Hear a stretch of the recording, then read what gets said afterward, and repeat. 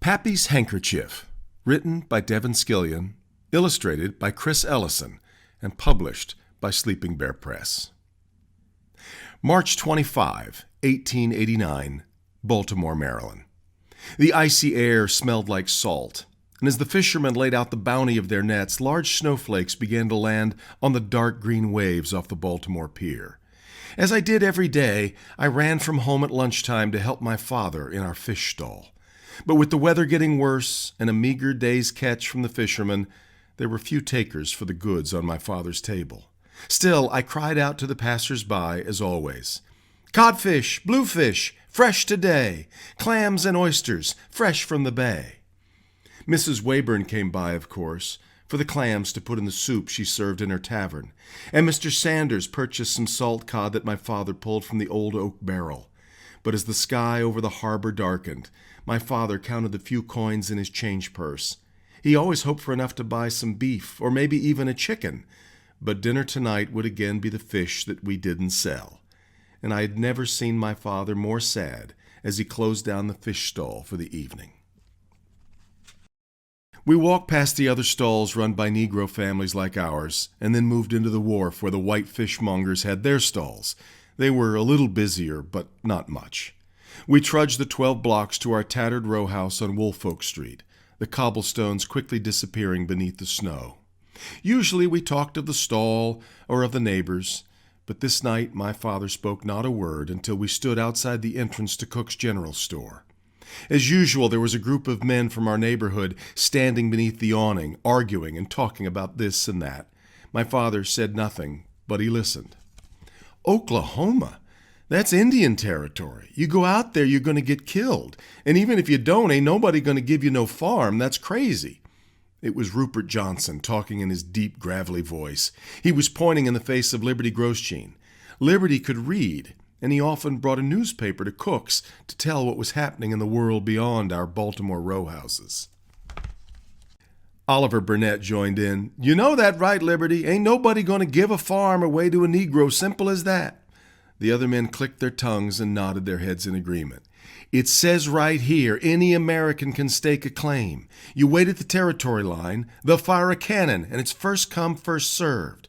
You've only got to promise to farm the land for 5 years, and it's yours, absolutely free." The crowd of men couldn't believe it, and they threw up their hands at Liberty and started to walk away. My father was listening to every word, and as the crowd moved away from Liberty, my father drew closer to him. "Liberty, what's this you say? Where does a man go to get a free farm?" "It's a long way, Ephraim, but this says the federal government is going to open up the Oklahoma Territory in a few weeks and let folks stake a claim. There's 2 million acres out there, and you can have 160 of them." "When does this happen?" my father asked. "They're going to fire the cannon at noon on April the 22nd, said Liberty. "But that's just a month from now," said my father. "I know," said Liberty. "I'm packing tonight, and I'll be on the way in just a few days." "You're really going?" my father asked. Liberty was young, just a few years older than me, but because he had been to school and could read, he had the respect of everyone in the neighborhood. "Ephraim," said Liberty, "slavery is over, and we're free now, but in America, a man isn't really free until he owns the land he lives on. That's true for white folks and black folks alike. A chance like this comes once in a lifetime, if you're lucky." "Moses, you run on home for supper. I'll be right behind you." I did as I was told, but I kept looking back and watching my father talking with Liberty, and I could tell my father was making plans. I walked into the small house that was hardly big enough for our family. My mother was changing the diaper of my baby brother Noah. My older brother James was playing a game with my sisters, Virginia and Lacey. Pappy and Granny, my grandfather and grandmother, were sorting through a burlap sack of small apples. I handed my mother the fish for dinner, and I asked, "Mama, where's Oklahoma?" She waved a hand at me. "I've no idea, out west somewhere." But before the evening was out, Mama would know where Oklahoma was. As soon as my father came home, he talked quietly with Pappy. I could see old Pappy's eyebrows moving up and down. Pappy grew up as a slave on a peanut farm in Virginia. He had always dreamed of farming his own land, but when slavery ended, Pappy, Granny, and my father had their freedom, but little else. They figured they might find work in a city like Baltimore, and as they learned the fish trade, the dreams of a farm drifted farther and farther away. As my brothers and sisters and I lay in our beds, the light from the lantern glowed late into the evening, and the talk between my parents and grandparents went on and on. And the next morning, my father announced that we were moving to Oklahoma. Most of our neighbors thought we were foolish, but there was almost no time to think about it. Pa needed to sell the fish stall. Pa's plan, suggested by Liberty, was to raise enough money to buy train tickets to Kansas City, where we would buy a covered wagon and 2 horses to take us to Indian Territory. But when Pa and Pappy came home, their faces were long. The only people interested in buying the stall wanted to pay for it over time, but our family needed the money now. My parents and grandparents sold whatever they could: Granny's handmade lace tablecloths, most of my father's fish knives, Pappy's horn-handled cane, and even my parents' wedding rings. But it wasn't enough, and we were running out of time if we expected to be at the starting line when the cannon was fired. And so it was a shock when Pa came in and rousted us from our beds and told us it was time to leave. He and Pappy had found a taker for the fish stall, a new arrival in Baltimore who had no money, but in return for the stall, he was willing to trade the one thing he did have: a wagon and 2 horses, and we were leaving right away. "But Ephraim," said my mother, "how will we ever find our way? Can you find Indian Territory?" "No," said my father, "but I know someone who can." At that moment, Liberty Grosjean appeared at the door with a huge sack on his back. In exchange for a ride to Oklahoma, Liberty would make sure we got there on time. So with everything we could possibly pack loaded into the wagon, the 10 of us pulled away from our row house just as the sun was beginning to redden the eastern horizon behind us. And soon the buildings of Baltimore were long gone. I sat between Pa and Liberty on the front wagon seat. As my father gently called to the horses, Rumble and Maybelle, Liberty read his notes, watched the sun, and scribbled into a small brown book. We rode for so many days. We rode through an ice storm in the Cumberland Mountains. It rained like I had never seen in West Virginia, and we nearly lost Maybelle in a flooded river in Kentucky. At night, we made camp, often with other families making the same westward journey. We found that there were many Negro families headed for Oklahoma, people just like us who had heard that any American could stake a claim. We traded stories and supplies, songs and directions. At night, Pappy would unhitch Rumble and give me a ride on his smooth back. And Liberty was teaching Pa to read by the light of the campfire. We occasionally saw signs of trouble. A few times, white riders came trotting by telling us to go home. They said the rules had been changed and Negroes weren't allowed in the land run, but Liberty knew they were lying. One night in Tennessee, a wildcat frightened Ma half to death. We fell 3 days behind in Arkansas because we got lost, and most worrisome, Noah was sick with fever for nearly a week. But we knew we were getting closer and closer because the trails were getting very crowded with settlers. Liberty and Pa began to worry about whether there would be enough land for everyone. On Sunday, April 20th, we arrived at a camp in Indian Territory near a town called Kingfisher. We had arrived just in time. We were running low on food. The trip had been hard on Maybelle, and she was beginning to limp. And while little Noah was feeling better, the fever had now moved on to Pappy. He lay in the back of the wagon and told us not to worry and that he would be ready for Monday morning. There were people and horses and wagons and mules everywhere, camped along a line of white stakes stretching across the flat Oklahoma plains. The horizon had never seemed so far away. Soldiers rode between the campfires explaining the rules for the run and warning us about straying across the boundary line too soon. And sure enough, every so often soldiers would ride in from the boundary with a cheater under arrest. The next night, Sunday, there were huge bonfires up and down the line of settlers. People sang songs and howled into the clear night. We made camp with lots of other Negro families. The men talked excitedly about the best way to stake a claim. Several of the men had decided that the only way to get a claim was to sneak across the line late at night. "Look at all these folks," said one, "and there's railroad cars bringing more every couple of hours. They ain't going to be nothing left by the time they let the Negroes in." "Not 1 acre," said another. "If we don't sneak in there tonight, we might as well turn around and go home." Lots of men nodded in agreement, but Liberty spoke up. "No. You see what's happening to the Sooners. They're being arrested and sent away. That's the best way to end up with nothing. And no one said anything about Negroes going in last. We're not Negroes here. We're Americans. We go in same as everyone else. Several men stood to argue, but Liberty looked to my father. Ephraim, you got any plans to turn around and go home? I am home, said my father. And a silence fell on all of us as we stared into the crackling fire.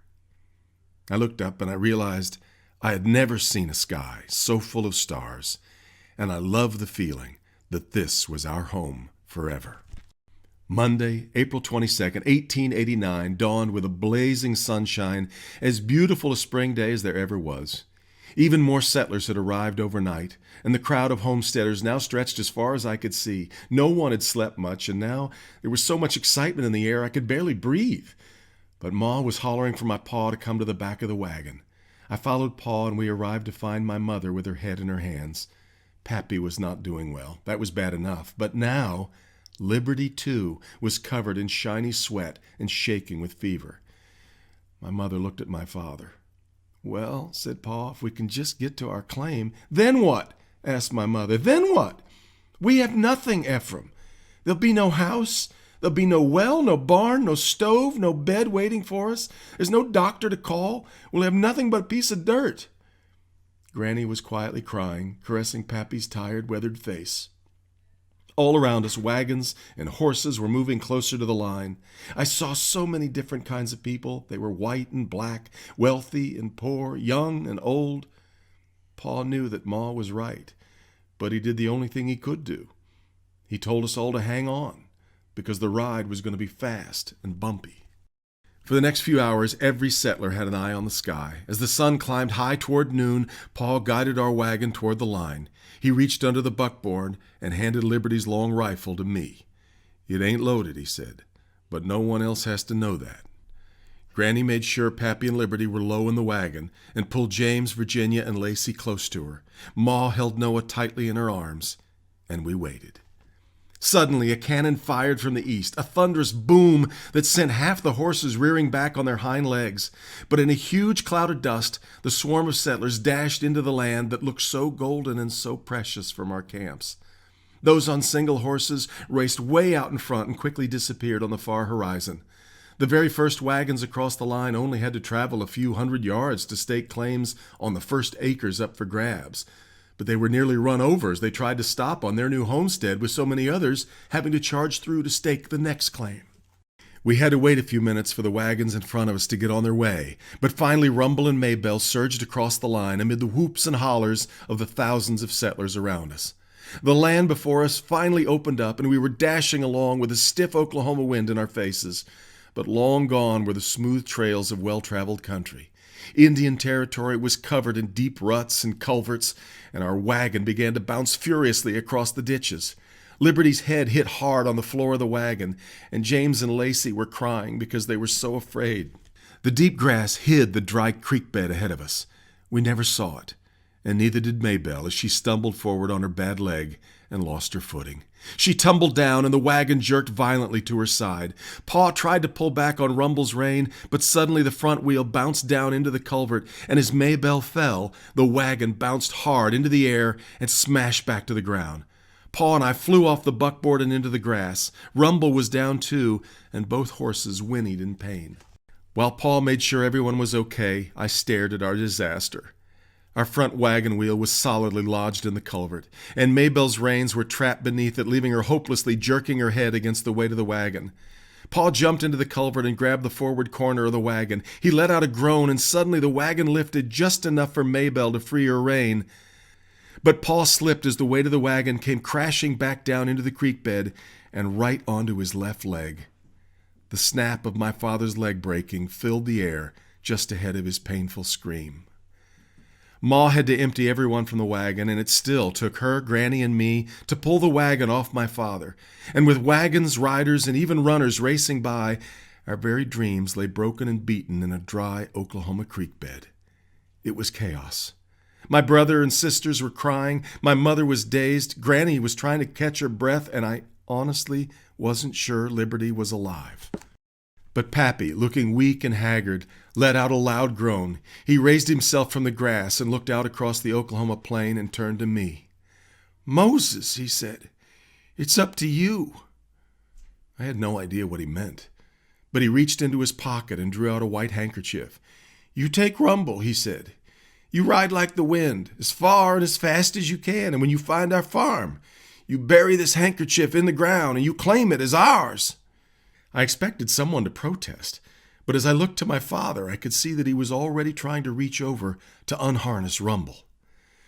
Rumble was angry enough over the accident that he needed no coaxing from me to run. It was all I could do to hold on to his mane.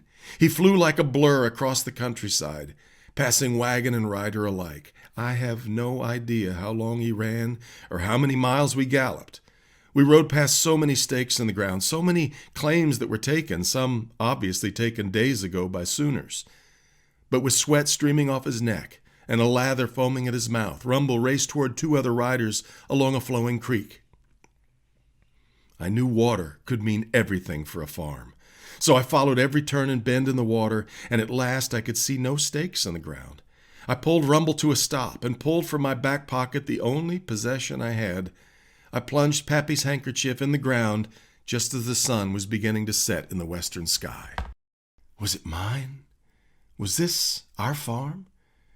Rumble began to drink from the creek, and I sat down and wondered what to do next. I didn't even know where I was. But just before nightfall, 2 U.S. Marshals made their way along the creek, taking stock of the claims. "This your claim, son?" one of them asked me. My voice cracked a little, but I said, yes, it is." They looked at each other. One said, "You got to be 18 to make a claim, son. You 18? I wasn't 18, but what was I supposed to say? Miles away, my family lay broken and sick, counting on me. I bit my lip and looked at the marshals. The first one smiled, raised a small notebook, and asked, "What's your name, son? Nice claim you got here." Pa was right. We were home. Sadly, Pappy would never get to see the farm he had dreamed of since his days as a slave peanut picker. But long after our house and barn had been built, and long after the first stalks of corn popped through the red soil, Pappy's handkerchief continued to wave in the ever-present Oklahoma breeze. The end. An author's note. The great Oklahoman Will Rogers once said, "You got to go out on a limb sometimes because that's where the fruit is." Rogers' home state was founded by people who believed exactly that. In settling the Oklahoma Territory, they were out on a limb, grasping for the fruit we've come to know as the American dream. That day of April 22, 1889, began with an empty plain in Oklahoma. By nightfall, homesteads stretched to the horizon, and Oklahoma City and Guthrie had suddenly sprung to life, each with an instant population of 10,000 people. The history of Oklahoma is terribly complicated. Opening up the Oklahoma Territory for settlers meant, of course, taking the land away from Native Americans who endured unspeakable hardships. At the same time, it allowed others the chance at a new life. That included many African Americans, like the family in this story. When President Benjamin Harrison announced the first land run in 1889, word began to spread among Black Americans, some believing that if enough African Americans made the westward journey to stake a claim, Oklahoma could become an all-black state. For a variety of reasons, that didn't happen. But the land runs created a unique opportunity for many African American families, and at one time, Oklahoma had more all-black towns than any other state. While we talk about the Oklahoma land run, there were actually 5 different runs between 1889 and 1895. Pappy's Handkerchief isn't about any one family or even one land run. The story is a medley of the struggles and experiences of thousands of families who journeyed west to live as pioneers on the prairie. They were way out on a limb, and the fruit they harvested is alive in the spirit of Oklahoma today.